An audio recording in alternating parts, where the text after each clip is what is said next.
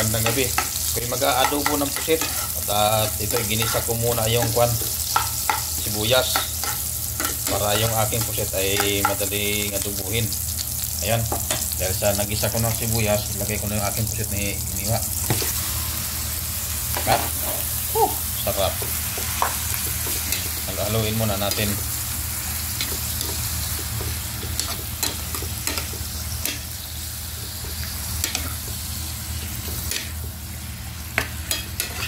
Ayan.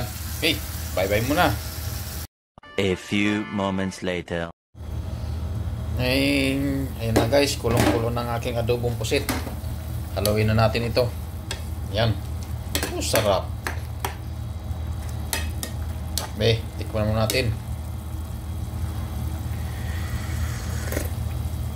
Wow! Yummy! Thank you very much. And bye-bye sa lahat. Shout out sa lahat sa mga viewers, silent viewers. Salamat sa inyo. Salamat sa lahat sa mga support na sa akin. Naway sanay wag po kayong magsawa na supportahan ako. Thank you very much. Okay, bye-bye. Thank you for watching again.